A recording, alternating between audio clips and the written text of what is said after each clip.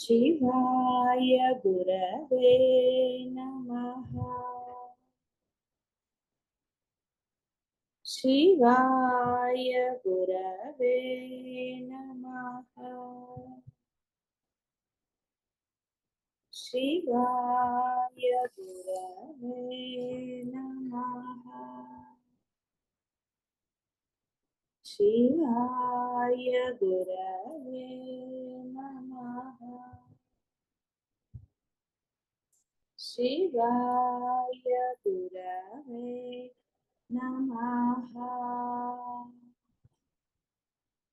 शिवाय गुरवे नमः।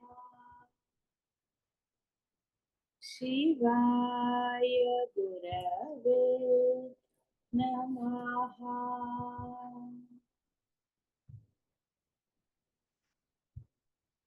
ప్రపంచరహితమైన ఆత్మకు భూత వర్తమానాది స్థితులు ఉండవు. జీవుడు మరియు జగత్తు ఆత్మతో ఏకమై ఉండటం కేవలం సుషుప్తి అవస్థలోనే కాదు. ఎందుకంటే తత్వమసి అని శృతి చేత బ్రహ్మ ఆత్మగా ఉండటం ఏదో ఒక అవస్థకు చెందినది కాదని తెలుసుకో.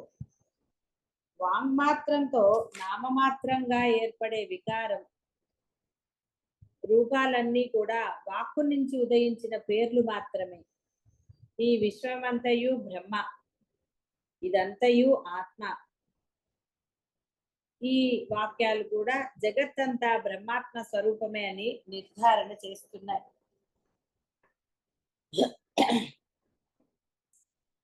ఇలా బ్రహ్మాత్మల ఏకత్వం లేని సమయమే లేదు. జాగ్రత్తలో అవిద్యా కల్పిత ప్రపంచ సంపర్కం వలన, స్వప్నంలో ప్రపంచ ఆభాస సంపర్కం వలన ఆ రెండు అవస్థలలో ఆత్మ వేరే రూపం పొందినట్లుగా భావించటం వలన వీటితో పోల్చినప్పుడు సుషుప్తిని చూసినప్పుడు అంతా తుడుచుకొని పోయి ఆత్మలో లీనమైనట్లు ఉంటుంది. కనుక అప్పుడు ఆత్మ ఏకమైంది అని అనబడుతుంది.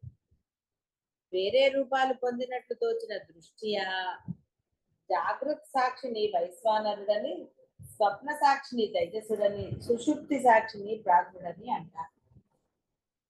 కాబట్టి ఇలా చూసినా అంతా సవ్యమే, అంటే అంతా బ్రహ్మమే అని తెలుసుకోవాలి. బ్రహ్మంకి అన్యంగా ఏదీ లేదు. నువ్వు ఏ అవస్థల్లో ఉన్నా ముందు నీలో ఉన్నది ఆ బ్రహ్మమే అని తెలుసుకుంటే చాలు. బాహ్యంలో ఎలాగూ ఉన్నది, అందులో ఏం సందేహం లేదు. నీలో ఉన్నప్పుడే నీకు ఆ బాహ్యం అనేది తెలుస్తుంది. నీలో ఆ బ్రహ్మం లేకపోతే నువ్వు చూసేదేమిటి, వినేదేమిటి, మాట్లాడేది. కాబట్టి ఉన్నది అదే. అది విశ్వసించడానికి నీకు నువ్వే సాక్షి. కాబట్టి నేను లేనని ఎవడైనా అనగలడా? అనాలి. నేను ఉన్నాననే అంటాడు. నేను ఉన్నాను అన్నాడు అంటే అది బ్రహ్మం అనే అర్థం చేసుకోవాలి. అలా కాకుండా వాడు నేను వేరు అని అన్నాడు అంటే సరే, వాడిది సౌమ్యంగా అంటే అజ్ఞాని అంటారు అంతే. ఎందుకంటే ఇంత బోధ విన్న తర్వాత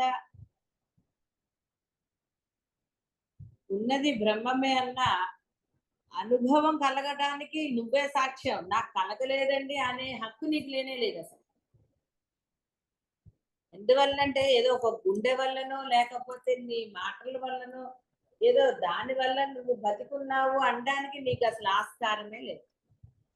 ఏదో ఉంది. గుండె ఎలా కొట్టుకుంటుందంటే సమాధానం ఎవరు చెప్పగలుగుతారు? ఎవరు అద్వైత అయితే చెప్తాడు, అవునయ్యా బ్రహ్మశక్తి నీలో ఉంది కాబట్టి అది ఉండదు. నీ ఊపిరి ఎలా ఆడుతావు? అక్కడ లోపల ఏం వేరే పరికరాలు లేవు. ఫ్యాన్ వేయాలి అంటే, ఫ్యాన్ తిరగాలి అంటే స్విచ్ వెయ్యాలి. నీ గుండె కొట్టుకోవడానికి లోపల స్విచ్లు ఏం లేవు. ఊపిరి ఆడడానికి లోపల యంత్రాలు ఏం లేవు. ఈ రెండు వాడు అంటే వాడికి అర్థమైతే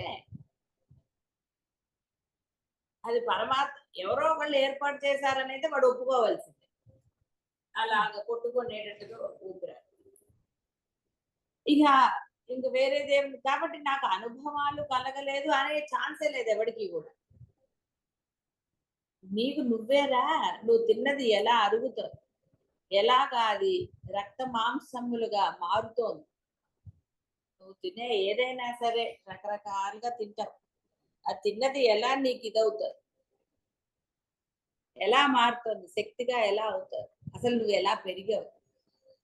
పుట్టడానికి డాక్టర్లు ఎన్ని చెప్పినా అలా పుట్టాలని వాళ్ళు ఏమి ఇది చేయలేరు.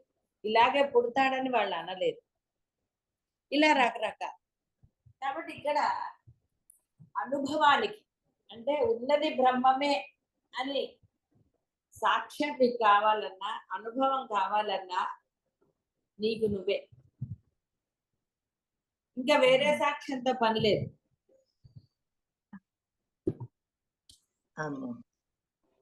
ఇంకా వేరే సాక్ష్యమే లేదు అక్కడ. కాబట్టి అనుభవం లేదు అనడానికే లేదు అసలు. ఇక సత్సంగంలో వాళ్ళకైతే బోధలు చాలా జరిగాయి కాబట్టి వాళ్ళు అసలు అనడానికి లేదు.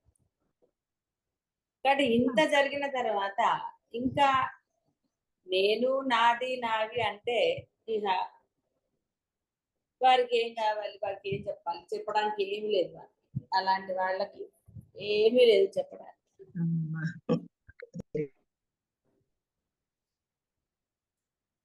ఎందుకంటే అనుభవము ఉన్నది, బోధ జరిగింది.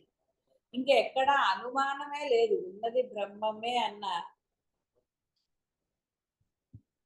నిశ్చయ బుద్ధి కలిగి తీరాలంతే. అక్కడ ఆప్షనే లేదు అసలు.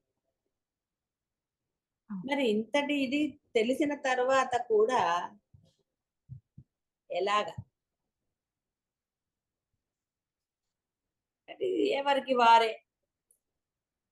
ఎందుకంటే ఒకరిని ఉద్ధరించడానికి ఎవరు రారు, ఇంకో దానికి లేదు. ఒకరిని బాగు చేసే ఎవడి జీవితం వాడిది. వాడు బాగుపడాలనుకుంటే బాగుపడతాడు, అక్కర్లేదు అనుకుంటే అక్కర్లేదు. అంటే ఇక్కడ ఎవరికి ఎవరు ఇది కాదు. కర్త భోక్త అంతా ఆయనే. కాబట్టి నేను కర్తని అనుకున్నవాడు ఎలాంటి వాడో తెలుసుకోవచ్చు. ఇంకా వాళ్ళని మాటలతో అంటే నేను ఇక్కడ సత్సంగం వాళ్ళ గురించి చెప్తున్నాను. ఇంకా మీలో కర్తృత్వ భోక్తృత్వాలు ఉంటే వశిష్ఠ రామాయణం కాదనుకుంటా, వివేక చూడమణిలో నమో నమః అన్నాడు అంతే. అలా ఎవరైతే ఇంకా కర్తృత్వ భోక్తృత్వాలతో ఉన్నారో అంటే నేను కర్తని, నేను ఉద్ధరిస్తున్నాను, అది తల్లిదండ్రులు కావచ్చు, పిల్లలు కావచ్చు, చుట్టాలు కావచ్చు, ఎవరైనా కావచ్చు, ఈ భావన మీలో లేస మాత్రంగా ఉన్నా సరే, అంటే ఉద్ధరిస్తున్నాను అన్నా, ఉద్ధరించాలి అని మీరు అనుకున్నా, ఎలాంటి భావనలు మీలో ఉన్నా నమో నమః అంతే. వేరే అనక్కర్. అంటే బోధ జరిగిపోయిన తర్వాత సాక్ష్యం మీరే. ఇంకా అసలు అక్కడ వేరే సాక్ష్యం అక్కర్లా, వాడిని వీడిని చూడక్కర్లా, మిమ్మల్ని మీరు చూసుకుంటే చాలు. మీకు మెదడులో మెమరీ పవర్ ఎక్కడి నుంచి వచ్చిందంటే ఏం చెప్పగలుగుతారు. 87 ఏళ్ళ ఇప్పుడు ఒక దాంట్లో పరీక్ష ఏదో ఏంటది brain CT scan, brain shrink అయిందన్నారు. ఎలా జరిగిందో, ఎందుకు అయ్యింది, 90 ఏళ్ళ వాళ్ళు బాగున్నారు కొంతమంది. అలా ఎందుకు జరుగుతోంది, వీటన్నిటికీ సైన్స్ కొంతవరకు, ఆ సైన్స్ పుట్టడానికి కూడా కారణం బ్రహ్మమే కదా. కాబట్టి నువ్వు ఏ విధంగా తీసుకున్నా బ్రహ్మని నువ్వు అనడానికే లేదు. అసలు అంత దూరం ఎందుకు, ఆ గోలంతా ఎందుకు, అంత సైన్స్ జోలికి. నిన్ను నువ్వు చూసుకో చాలు. పడుకున్న వాడివి ఎలా లేస్తున్నావు, అసలు ఎలా నీ శరీరం ఇలా పెరిగింది, ఇలా నిన్ను నువ్వు చూసుకుంటే చాలు, ఎవ్వడి వైపుకి వెళ్ళక. మరి నిన్ను నువ్వే ఉద్ధరించుకోలేని అసక్తుడు అయితే వేరే వారిని ఎలా ఉద్ధరిస్తావు, ఏ విధంగా అయినా సరే. అందుకే గురువులు ఉద్ధరిస్తారు, గురువులు బోధ చేస్తారు, మార్గం చూపిస్తారు. శరణాగతి పొందినప్పుడు మాత్రమే ఉద్ధరణ జరుగుతుంది. ఎందుకంటే ఆకలి ఉన్న వాడికి పెడితే వాడు తిని సంతోషిస్తాడు. ఆకలి లేని వాడికి ఏం పర్వాలేదురా తిను తిను అంటే వాడికి అజీర్తి. ఆకలి ఉన్నవాడికే. అలాగే ఆ తృష్ణ, ఆ తపన ఉన్నవాడే శరణాగతి పొందుతాడు. శరణాగతి పొందిన వాడికే ఇవి లభిస్తాయి, సందేహం ఏం లేదు. కర్మ తొలగించబడుతుంది. ఇక రకరకాల శరణాగతి పొందిన వాడు తప్పకుండా బ్రహ్మమై తీరుతాడు. అందులో ఏమాత్రం సందేహం. ఎప్పుడు వస్తుంది శరణాగతి? నేను లేనప్పుడే వస్తుంది. కర్తృత్వ భోక్తృత్వాలు లేని వాడే శరణాగతి పొందుతాడు. ఏ మాత్రం కర్తృత్వ భోక్తృత్వాలు ఉన్నా వాడు శరణాగతి పొందలేడు. వాడు అంటాడంతే, గురువు తప్ప అన్యం లేదని అంటాడు, అంతే తప్ప నిజమైన శరణాగతి కాదు. ఎందుకంటే నిజమైన శరణాగతి అంటే మీ అందరికి బాగా తెలుసు, మళ్ళీ మళ్ళీ నేను చెప్పాల్సిన అవసరం లేదు.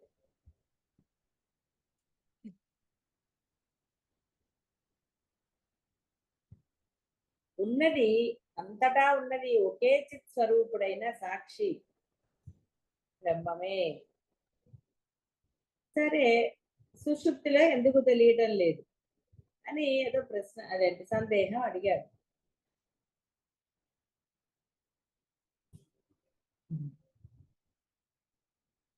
కాబట్టి మోహం ఉండకూడదు.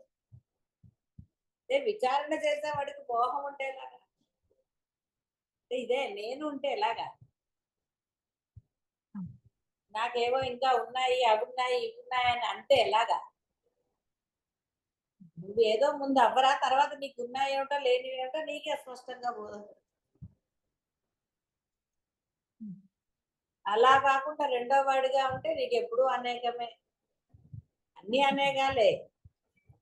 దుఃఖాలు అన్ని అనేకమే. ఇక్కడ సుఖాలు అనేకం అనే ఛాన్సే లేదు.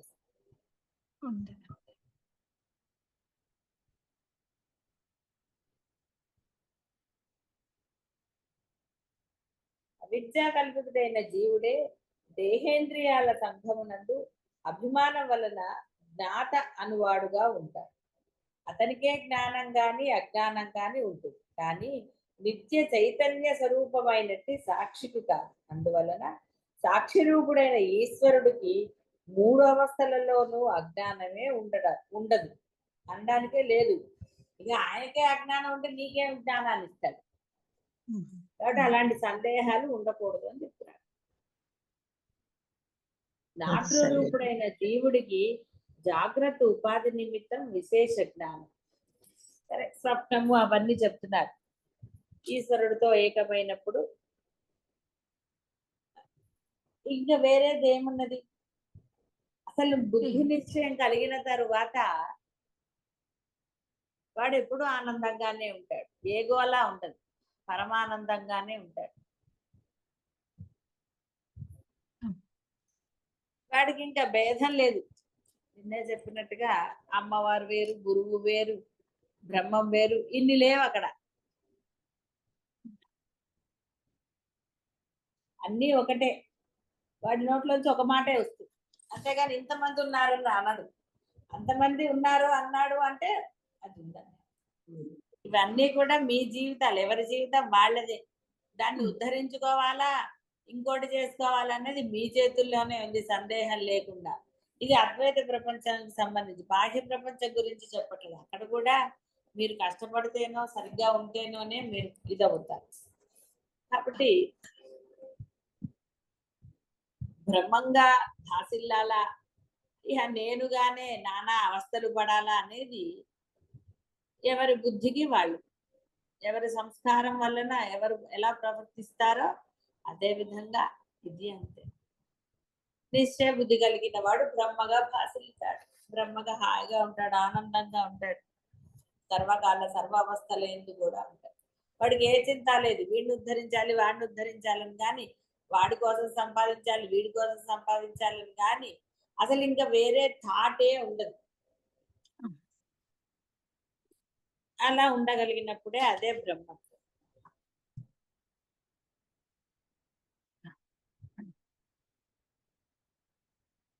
ప్రాజ్ఞుడైన ఆత్మతో ఏకమైనప్పుడు బాహ్యం అని గాని లోపలని గాని ఏమీ తెలియదు. ఇంకా లోపల బయట అంటూ ఏముంది? అక్కడ ఏమీ లేదు, అసలు ఏమీ లేదు. అక్కడ విభజన లేదు. ఇక అంతటా అన్నారు. అంతటా అన్నాక మళ్ళీ లోపల బయట ఎలా ఉంటుంది? ఉండదు. కాబట్టి ఆ జీవ బ్రహ్మైక్యం జరిగినప్పుడు అంటే మీరు నిశ్చయ బుద్ధి ఏర్పడినప్పుడు, ఉన్నది బ్రహ్మమే అనే నిశ్చయ బుద్ధి ఏర్పడినప్పుడు ఇక మళ్ళీ లోపల వెలుపల అంటే అర్థం ఆ భేదం లేదు. నువ్వు నేను, నా పిల్లలు వాళ్ళ పిల్లలు, నావి ఇవి అవి, ఇలాంటి భేదభావం ఏం లేదు. అంతా కూడా పరమానందంగా ఉంటుంది. కాబట్టి ప్రాజ్ఞుడైన వాడికి అంటే జీవ బ్రహ్మైక్యం కలిగిన తర్వాత దేశతః గాని కాలతః గాని ఏ సంబంధము ఉండదు. అంతా ఒకటే. స్వప్నమైనా జాగ్రత్త అయినా సుషుప్తి అయినా అంతా కూడా కేవలం సాక్షిగా మాత్రమే ఉంటాయి.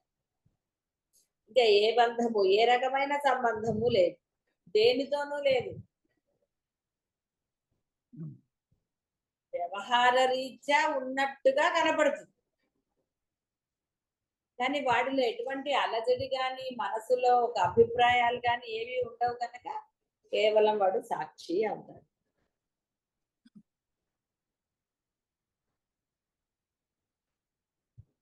స్వప్నంలోను జాగ్రత్తలోను చిత్తం మరియు చిత్త దృశ్య సమూహము ఏదేది ప్రతీతమవుతుందో అదంతా ఆయా అవస్థల దృష్టి అయిన సాక్షికి వేద్యం అంటే తెలుసు కనుక సాక్షికి వేరు కాకుండా అతని అందే మాయికం అంటే కల్పితంగా భాషిస్తూ ఉంటుంది. అంతేగాని జాగ్రత్త స్వప్నం అనే అవస్థలకు గాని వాటి అందున్న తమ తమ దేశకాలాలకే కట్టుబడిన దృశ్య ప్రపంచాలకు గాని మధ్య పరస్పర కార్యకారణ భావం నిజంగా ఉండదు. రెండిటికి ఆధారంగా మరొక దేశకాలాలు లేవు. స్వప్నం చిత్తం ద్వారా ప్రతీతమయ్యే జీవులందరూ చిత్తం కంటే వేరుగా లేరు. స్వప్నము చిత్తము కూడా సాక్షికి వేద్యమవుతూ సాక్షి కంటే వేరుగా లేరు. కాబట్టి ఉన్నదే భ్రమం, సందేహమే లేదు.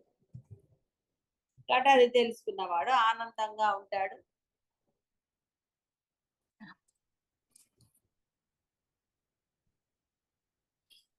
కాబట్టి జాగ్రత్త చిత్తం ద్వారా గోచరమయ్యే జీవులందరూ చిత్తాన్ని విడిచి లేరు.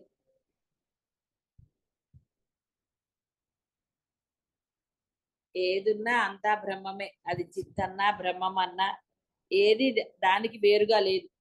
నేను నేను అని నువ్వు అంటున్నా, నావి నావి అంటున్నా, ఏది చేసినా నీవు కూడా ఆ బ్రహ్మానివే, అందులో సందేహం లేదు. అంతే. అంటే అఖండత్వాన్ని ఒప్పుకోని వాడు అల్పత్వం వైపుకు వెళతాడు. అఖండమైన బ్రహ్మస్వరూపుడివిరా అంటే కాదు, అల్పమైన అన్నిటికీ దేశ కాల పరిమితులకు లోబడిన వాడిన నువ్వు అంటే చేసేదేముంది? మళ్ళీ నమో నమః.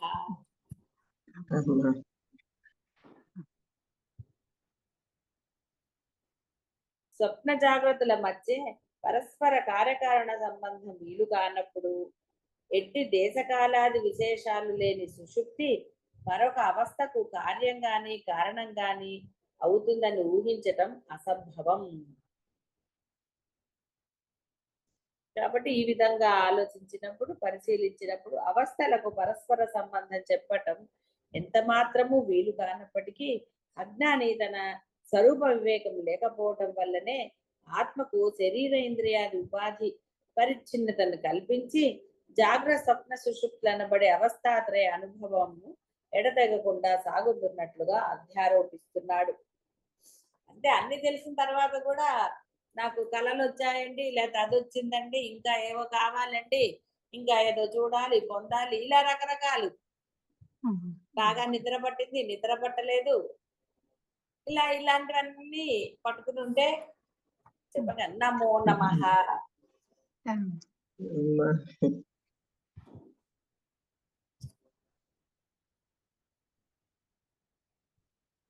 కాబట్టి జాగ్రత్త స్వప్నాలకు కార్యకారణ భావం ఉన్నట్లు కల్పించి జాగ్రత్త ప్రపంచం సత్యమని, స్వప్న ప్రపంచం మాత్రం జాగ్రత్త వాసనలతో ఏర్పడింది కనుక మిథ్యాన్ని కూడా కల్పిస్తాడు.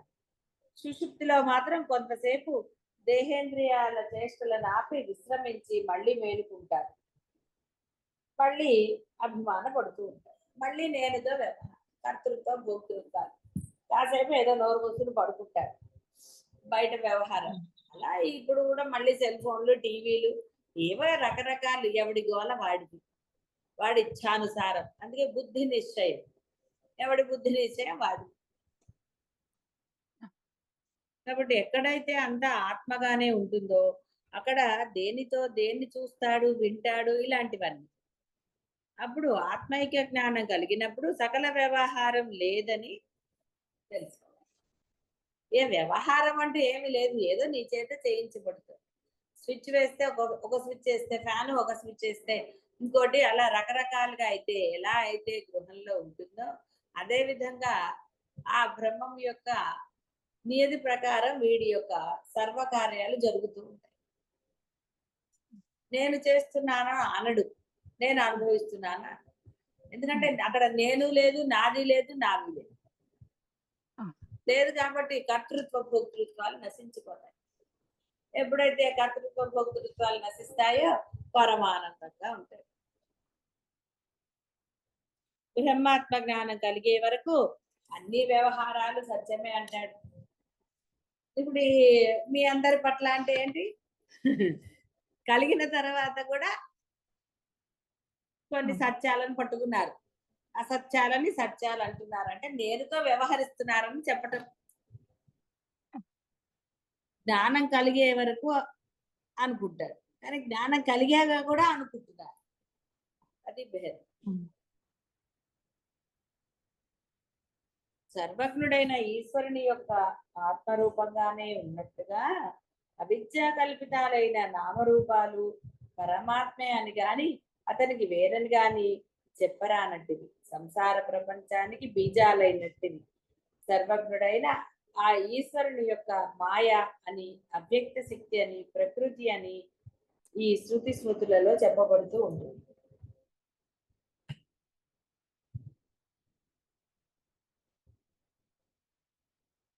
సర్వజ్ఞుడైన ఈశ్వరుడు మాత్రం వాటి వేటికి అంటకుండా ఉంటాడు. ఆకాశం అనే పేరు కదా అతడు నామరూపాలు ఏర్పరుస్తాడు, వాటికి లోపల ఉంటాడు, బయట. అతడే ఆ బ్రహ్మ అని చెప్తాడు. అద్వైతము అన్న దాంట్లో ఇదే ఉంటుంది బోధలో. ఒకటి చెప్పి మరలా బాహ్యం గురించి చెప్పడం అనేది జరగదు. ఉన్నది ఆ బ్రహ్మమే. కాబట్టి నేను అనే దానికి ఆస్కారం లేదు, కర్తృత్వ భోక్తృత్వాలకి అవకాశమే లేదు. కాబట్టి కర్తృత్వ భోక్తృత్వాలు ఉన్నంత కాలం, అంటే ఈ నేను ఉన్నంత కాలం సమర్థింపులు అనంటే ఇంకా రకరకాలు మీరు చేసేవన్నీ ఇవి అవన్నీ చెప్పవలసిన ఆవశ్యకత లేదు కదా. మీ ఆలోచనలు, మీ వ్యవహారాలు, మీ డైలాగులు అనాలా, ఇంకా సరే ఏవైనా సరే నేనుతో మీరు చేసే ఇవన్నీ మీకు అందరికీ కూడా స్పష్టంగా తెలుసు. మీరు నేనుతో ఉంటున్నారా, నేను లేకుండా ఉంటున్నారా అన్నదానికి ఎవరో అక్కర్లేదు, మీకు మీరే సాక్ష్యం. మీ మనస్సే అన్నారు, మనస్సే పరబ్రహ్మ ఆత్మ. కాబట్టి మీకు వేరే సాక్ష్యమో వేరే వాళ్ళ ఇదో అక్కర్లేదు. మీ నిశ్చయ బుద్ధే మీకు తెలుస్తుంది. నిజంగా మీరు అలా ఉన్నారా? కొన్ని విషయాల్లో కొన్ని విషయాలు అనుకుంటూ మీరు డివైడ్ చేశారు. కొన్ని బ్రహ్మానికి, కొన్ని నాకు, కొన్ని వీళ్ళకి అని మీరు డివైడ్ చేశారు అంటే అర్థం మీరు ఆల్రెడీ డివైడెడ్. ఇక మళ్ళీ అక్కడ బ్రహ్మం అనడానికి లేదు. నాకు చాలా ఆనందంగా ఉందండి, అన్ని వదిలేశాను, పట్టించుకోవటం లేదు కాబట్టి నేను పరమానందంగా ఉన్నానని మీరు అనటము కేవలము అబద్ధమే. అన్ని విషయాల్లో వదిలేసిన వాడు మాత్రమే పరమానందంగా ఉండగలుగుతాడు. ఏ లేస మాత్రమైన అని చాలాసార్లు చెప్పబడుతుంది. లేస మాత్రమైన ఆ నేను అనేది ఉంటే మీరు పరిపూర్ణ స్థితిని ఎప్పటికీ పొందలేరు. ఆ ఒక్క విషయమేనండి అంటారు, లేదా ఈ ఒక్క దాంట్లో అంటారు, ఇలా జరుగుతుంది అనుకోలేదండి, అది వచ్చేసరికి నాకు కొంచెం ఇది, అలా రకరకాలు. ఎలా అనుకున్నా నువ్వు అనుకోవటం అయితే అనుకున్నావు కాబట్టి ఇక చేసేది అనుకోవటమే వద్దు అన్నప్పుడు మరి అనుకున్నారు కాబట్టి ఇక చేసేది ఏముంది అక్కడ? ఏమీ లేదు. అందువలన చేసిన దాన్ని ఎవరైతే ఆచరణలో పెడతారో తప్పకుండా వాడు బ్రహ్మం అవుతారు. కానీ చేసేది అంటే బోధ ఒకటి, ఆచరణ ఒకటి అయినప్పుడు ఎందుకంటే చెప్పేది ఒకటి చేసేది ఒకటి. కాబట్టి చెప్పేది ఒకటి చేసేది ఒకటి అన్నప్పుడు వాడికి ఆనందం ఎలా లభిస్తుంది? వాడు దాని గురించి ఆలోచిస్తుంటాడు. నేను కరెక్ట్ గా చేశానా చేయలేదు, బాగా చేశాను అనుకుంటాడు, బాగా చేయలేదు అంటాడు, రకరకాలుగా అంటాడు. ఎందుకంటే వాడికి అడ్డమేముంది అనేవాడికి? వాడికి ఏమీ లేదు. బ్రహ్మం అనుకున్నవాడు సుమ్మ నోరు మూసి కూర్చుంటాడు. ఏ జరిగినా సరే వాడికి ఏం బాధ లేదు, సరే జరుగుతూ ఉంటుంది, భయం లేదు, ఏది లేదు, నిర్భయత్వం. నిర్భయత్వం వేరు, పొగరుగా వ్యవహరించటం వేరు. నువ్వెవడై నాకు చెప్పటం అని వ్యవహరించటం వేరు. కాబట్టి ఆ నిర్భయత్వం ఈ నిర్భయత్వం ఒకటి అనడానికి లేదు. అది వాడు అహంకార పూరితంగా అంటాడు, నేను నాది నువ్వెవడు చెప్పడానికి నాకు. సరేనండి అన్న వినయం అనేది కేవలము బ్రహ్మ భావనతో ఉన్నవాడికే సాధ్యం అవుతుంది. ఎందుకంటే వాడు అవమానాలకు అతీతుడు కాబట్టి ఇలా అవమానం జరిగిందని భావించాడు, ఇంకోటి భావించాడు, అన్నిటికీ యాక్సెప్ట్ చేస్తాడు.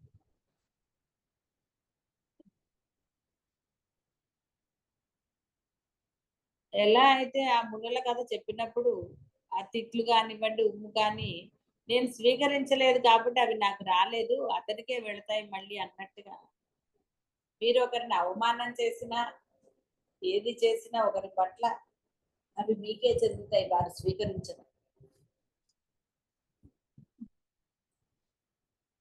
కాబట్టి జాగరూకతతో ఇంకా జ్ఞానుల విషయంలో, గురువుల విషయంలో ఇంకా జాగ్రత్తగా, ఎందుకంటే అది పరమదోషమై మిమ్మల్ని మళ్ళీ వేధిస్తారు.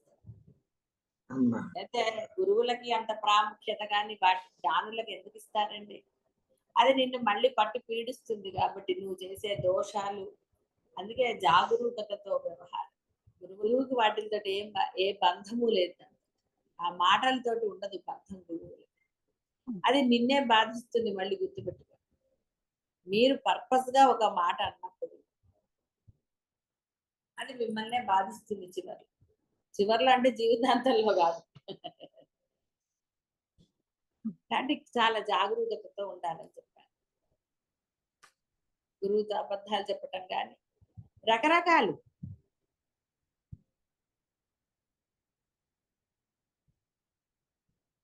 నువ్వు బ్రహ్మంగా వ్యవహారం చేయాలంటే అలర్ట్నెస్ ఉండాలి.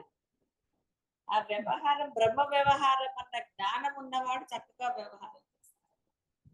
నేను చేస్తున్నాను అనుకునే వాడికే నానాకు. కాబట్టి బోధ అంటే ఎటుదిప్పి అడుదిప్పినా ఉన్నది బ్రహ్మం అని చెప్పటమే బోధ. బ్రహ్మంలాగా ఉండండి అని చెప్పటమే బోధ. కర్తృత్వ భోక్తృత్వం లేకుండా ఉండండిరా అని చెప్పటమే. నేనుతో వ్యవహారం చేయకుండా ఉండటం. నిశ్చయ బుద్ధి కలిగి తీరాలి. నిశ్చయ బుద్ధి కలగనంత వరకు అంతా వృధానే. బూడిదలో పోసిన పన్నీరు వృధా అని ఎలా అయితే మనకి ఉన్నాయో సామెతలు, ఆ విధంగా బోధ వృధా అవుతుంది. ఎందుకంటే రాను రాను దృఢ నిశ్చయం పెరగాలి, స్థిర బుద్ధి కలిగి తీరాలి. ఏమండి ఇవాళ ఇప్పుడు ఉందండి, ప్రవచనం వినేటప్పుడు ఉంటుంది, అయిన తర్వాత ప్రపంచంలోకి వెళ్ళాక ఉండదు అంటే అది ఇంకే దాని గురించి ఆయన చెప్తాం కదా, మళ్ళీ ఆయన చెప్పినట్టు నమో నమః అంటమే. కాబట్టి ఈ దొంగ మాటలన్నీ మానేసి నీ సహజ స్థితిలో ఉండన్నాడు ఆయన. కాబట్టి ఆ సహజ స్థితిలో ఉండడానికే మీకు సాధనలు చెప్పబడ్డాయి. ఎవరైతే అకుంఠిత దీక్షతో అంటే ఆ యొక్క సర్వస్వ శరణాగతితో ఈ దీక్షలు చేస్తారో వారు తప్పకుండా పొందుతారు. ఏం సందేహం లేదు. గురువు అనుగ్రహం ఉంటుందా అంటే ఎందుకు ఉండదు? ఉంటుంది. కానీ మీరు అన్నట్టుగా మనకి సామెతలు అవి అన్నట్టుగా ఎంత చెట్టుకు అంత గాలి. మీరు నది దగ్గరికి ఏ పాత్రతో వెళ్తారో అంత మాత్రమే నీరు తెచ్చుకోగలరు. ఇది అంతే. మీరు ఎంత సర్వస్వ శరణాగతి పొందారో అంత మాత్రమే అనుగ్రహం మీకు లభిస్తుంది. అందులో ఏం సందేహం లేదు. కాబట్టి మీ జీవితం ఇది. మీ చేతుల్లోనే ఉంది. మీరు ఉద్ధరించుకోవాలంటే ఎవ్వరూ లేరు పక్కన ఇంకోళ్ళు మిమ్మల్ని ఉద్ధరించాలని ఆశించడానికే ఆస్కారం లేదు. కాబట్టి మిమ్మల్ని మీరే ఉద్ధరించుకోవాలి. కాబట్టి ఏ విధంగా మిమ్మల్ని మీరు ఉద్ధరించుకుంటారో అనేది మీ నిశ్చయ బుద్ధి మీద ఆధారపడి ఉంది. శుభం భూయాత్.